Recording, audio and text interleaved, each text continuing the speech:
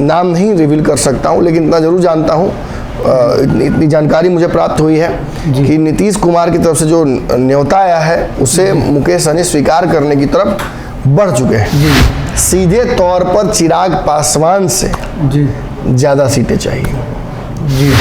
ऐसे में चिराग पासवान का एक बड़ा इम्पोर्टेंट स्पेस हो जाता है एनडीए में। तो यदि आपको बंटवारा नहीं होता है जब आपके पास, तो आप चीज़ों को कैसे तोलते हैं?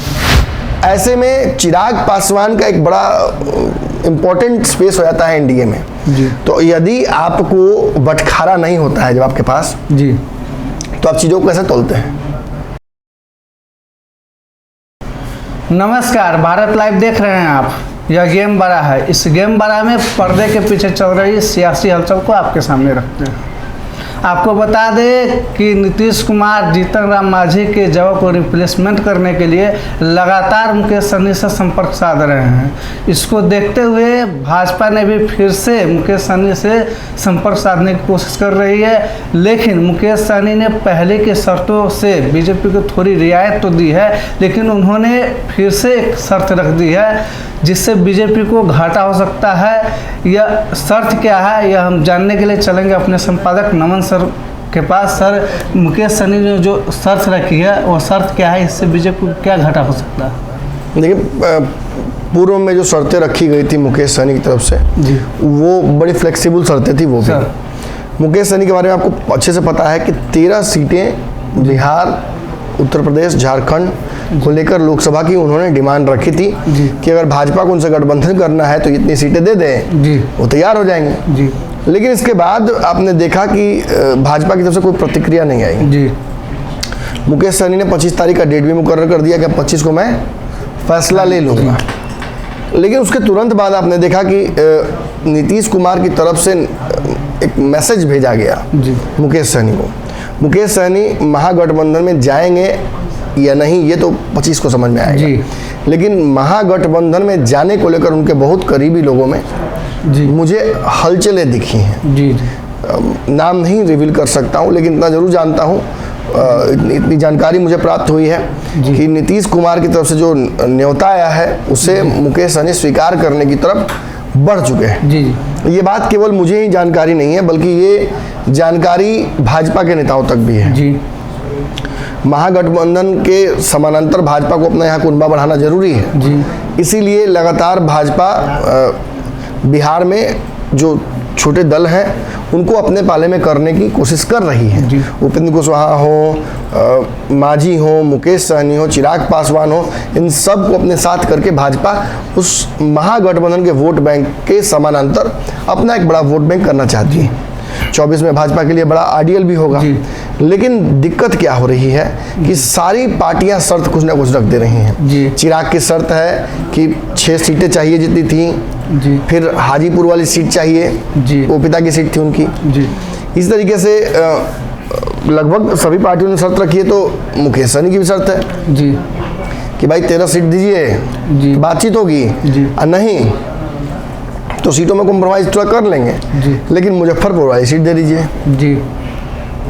मुजफ्फरपुर के अलावा आरा, खगड़िया ऐसी सीटें मांग रहे हैं वो, जो सारी सीटें एक साथ देना संभव नहीं है। अब जो नई शर्तें भाजपा के समक्ष इन्होंने रखी हैं, पिछली शर्तों को थोड़ी रियायत करके, उसमें एक बड़ी शर्त ये आ गई है कि ठीक है, हम अपनी सीटों की संख्या कम कर लेंगे, आप पर दबाव सीटों को लेकर नहीं डालेंगे, लेकिन एक मुजफ्फरपुर की सीट लोकसभा वो चाहिए ही चाहिए। और दूसरा, सीधे तौर पर चिराग पासवान से ज़्यादा सीटें चाहिए। अब यहाँ गेम समझिएगा, एक तो केरला, दूसरा नीम चढ़े।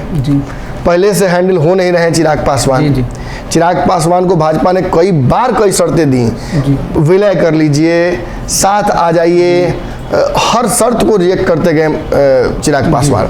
अब चिराग ने जो शर्तें रखी, उन शर्तों में कई शर्तों पर चिराग मान भी गए कि चचा को बाहर करने की जो शर्त रखी थी, उन शर्त को उन्होंने हल्की कर दी। उन्होंने कहा ठीक है, चलिए चचा को रखिए, कोई दिक्कत नहीं है, मुझे जो सीटें मिली थी लोजपा को पिछले लोकसभा में उतनी चाहिए। अब ये संभव नहीं है।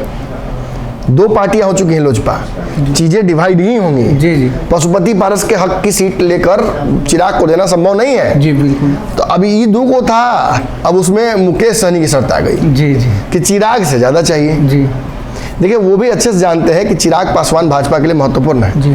चिराग की ईमानदारी भाजपा के प्रति इसी बात से लगाई जा सकती है कि चिराग पासवान ने आज तक महागठबंधन के किसी ऑफर पर जी जवाब तक नहीं दिया है। जी जी आज तक ये नहीं कहा कि मैं ठीक है उन्होंने ऑफर दिया है हमें स्वीकार है। उन्होंने ये नहीं कहा कि चलिए उन्होंने ऑफर दिया है हमें कोई दिक्कत नहीं है, हम इस पर चर्चा करके बताएंगे। जी कुछ नहीं कहा, ऑफर दिया, बहुत बहुत धन्यवाद, इतना ही।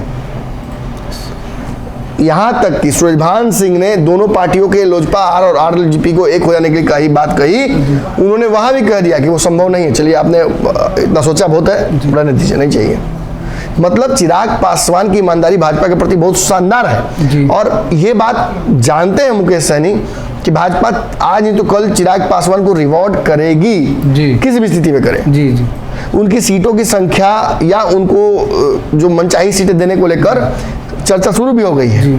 कुछ लोग विरोध करने वाले हैं चिराग पासवान के एक नेटिव जो उनके व्यवहार में एग्रेशन था पिछले कुछ सालों में, वो भी आड़े आ रहा है। लेकिन इतना जरूर जान लीजिए कि चिराग पासवान को ठीक ठाक सीटें मिल जाएंगी, जिस तेवर में और जिस कैपेसिटी में वो मांग रहे हैं वो तो नहीं मिलेगा जी। लेकिन कमोबेश नुकसान भी ना हो, बेइज्जती भी ना हो और काम भी चल जाए, ऐसी परिस्थिति बनाने की कोशिश की जाएगी। एक बड़ी बात और है, चिराग पासवान को मनचाही सीटें भी मिल सकती हैं। इसको लेकर भाजपा के लोग निश्चित तौर पर पशुपति पारस से बात भी करेंगे, या बातें हो रही होंगी जी।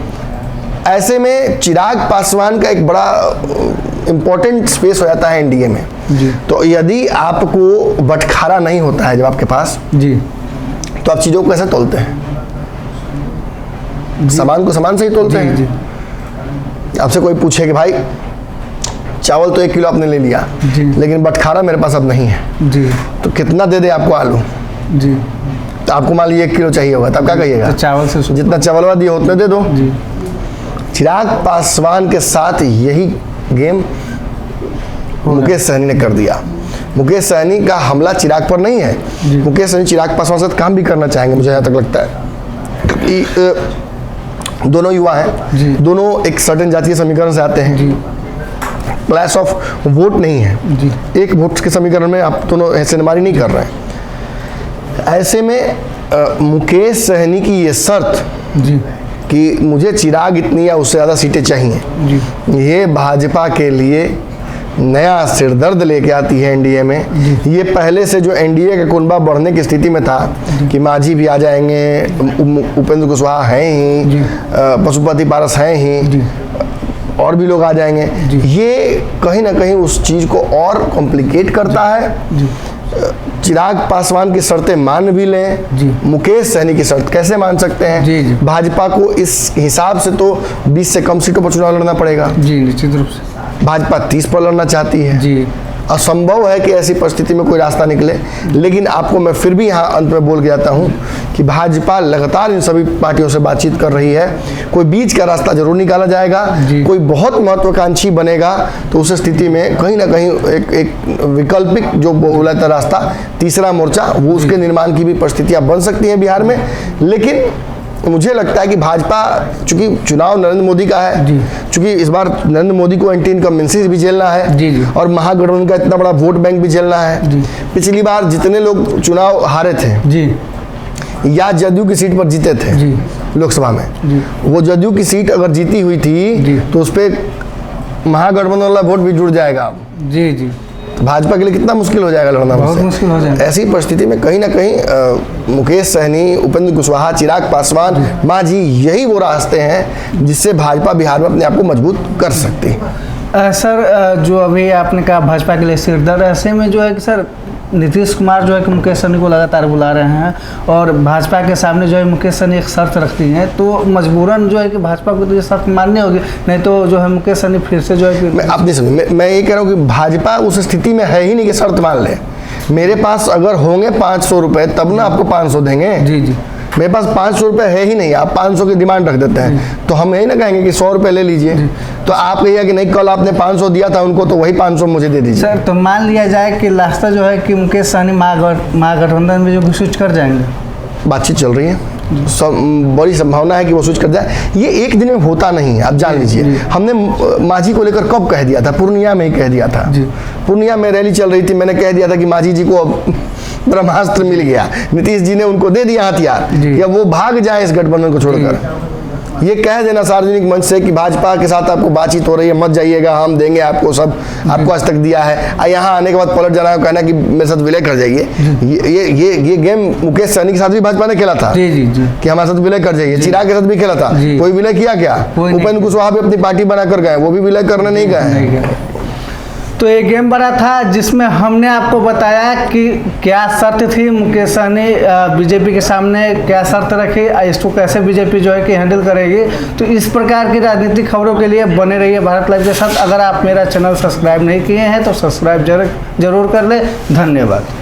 अगर ये वीडियो पसंद आई और वह बिहार के राजनीति और बिहारियत से सरोकार रखेनी तो सब्सक्राइब बटन दबा के चैनल के सब्सक्राइब कर ली। ओजे एगो घंटी बा, ओकरा बटन दबा देला से कुल सटीक और मारक खबर रुआ मुफ्त में मिल जाई। अगर रुआ पत्रकारिता के हमनी के नया प्रयोग में सहयोग कर चाहतानी तो ज्वाइन बटन दबा दी। पेटीएम नंबर नोट कर ली 9386816700। धन्यवाद।